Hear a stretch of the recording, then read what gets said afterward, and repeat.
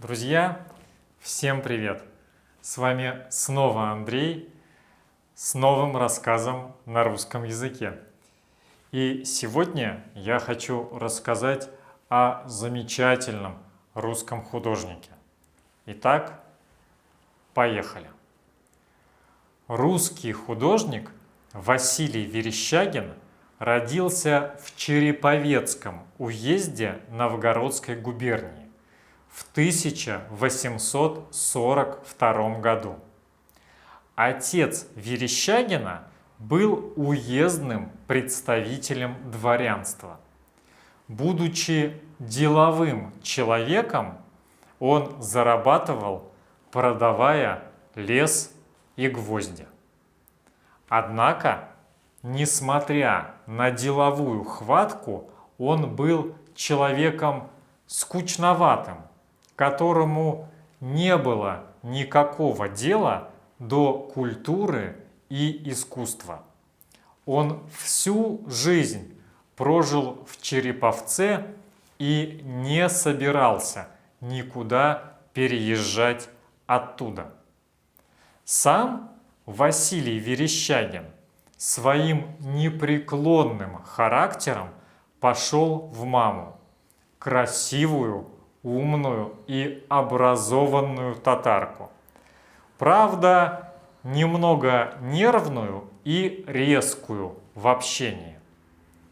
Рисовать Василий начал с детства, но, несмотря на успехи, отец не желал, чтобы его сын стал художником.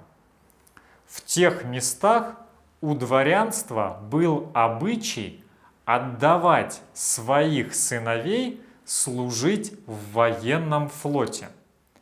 А потому судьба Василия казалась предрешенной. Уже в возрасте 8 лет он стал учиться в Александровском кадетском корпусе.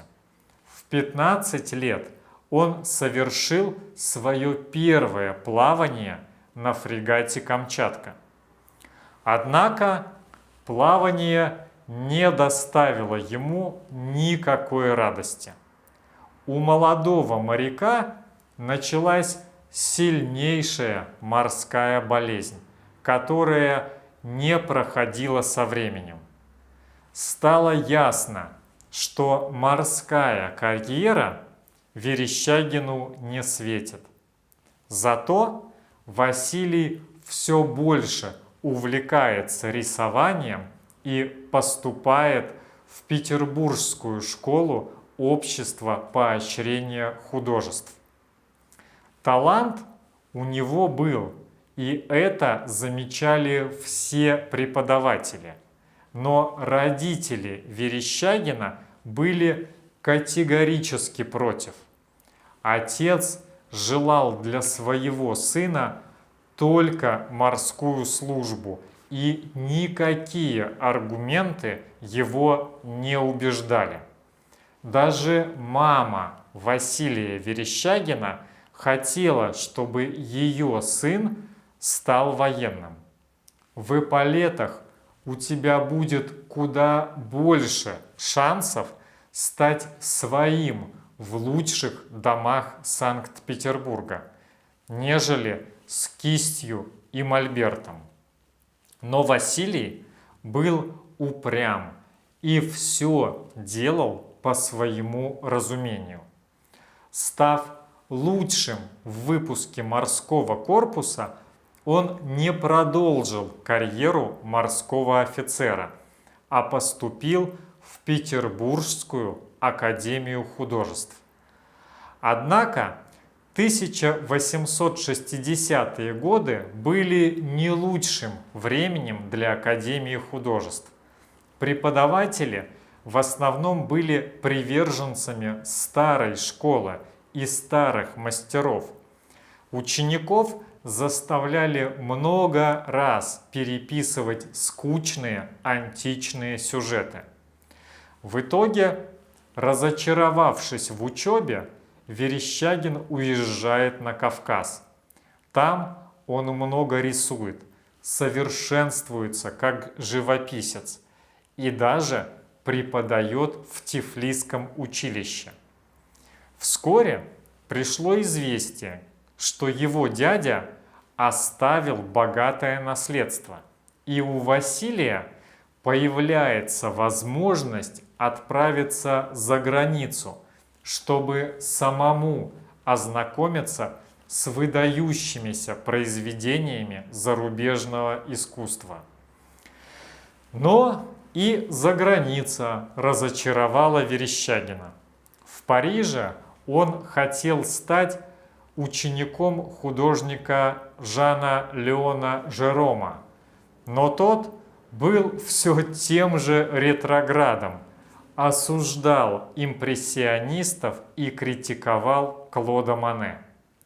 Верещагин вернулся в Россию, вновь стал жить в полюбившемся ему Тифлисе и активно рисовать все, что он мог увидеть.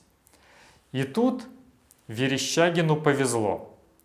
Генерал Кауфман, который командовал русскими войсками в Туркестане, предложил ему поехать с ним в качестве полкового художника. А вскоре началась война.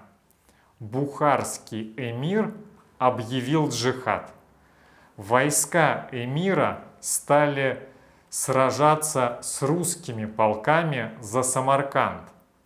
Но превосходство русских регулярных войск было очевидно. Эмир со своим войском был вынужден отступить, оставив город победителю. Однако держать большой гарнизон в Самарканде российское командование не захотело, и вскоре основные силы покинули его. Осталось только 500 человек, и в их числе Василий Верещагин. Но, начав войну, не так просто ее закончить. После ухода основных войск местное население численностью в несколько десятков тысяч человек пошло на штурм. К ним присоединились и оставшиеся войска бухарского эмира. Силы защитников таяли, и спустя неделю нападающим удалось пробить брешь в стене. И тут проявил себя Василий Верещагин, который впоследствии так описывал этот эпизод. «Гляжу, проломили стену, значит, будут атаковать, но почему-то не идут вперед. Следовательно, нам нужно контратаковать. А вот и отличный случай проявить себя. Вот только, скорее всего, убьют, но авось повезет». И Василий бросился в атаку, схватив винтовку. Стрелял, пока были патроны, а потом в ближнем бою колол нападавших штыком. Вскоре подошло подкрепление. Самарканд остался за русскими, а самого Верещагина наградили Георгиевским крестом. Однако Верещагин до конца жизни возненавидел войну. Так художник, участвовавший в 3 военных кампаниях и получивший высшую воинскую награду за личную храбрость, стал убежденным пацифистом. После туркестанской кампании художник много путешествовал. Он был в Японии и написал там целую серию картин. Некоторое время жил в Индии, посещал Сирию и Палестину. В этих странах он писал картины на евангельские сюжеты. С началом русско-японской войны Василий Верещагин отправляется на Дальний Восток, где и погибнет в 1904 году. Он находился на флагманском броненосце Петропавловск, который подорвался на мине. Выживший после взрыва офицер рассказал, что незадолго до этого видел Верещагина на палубе, работавшего за мольбертом. Говорят, что Верещагину даже планировали дать одну из Нобелевских премий мира. Однако это всего лишь легенда. Согласно данным с сайта Нобелевской премии, Верещагин никогда не был номинирован на получение премии мира. Друзья, вот такой рассказ о знаменитом русском художнике. А у меня на сегодня все. Спасибо, что смотрели это видео. До встречи в следующих выпусках. Огромной вам удачи и пока!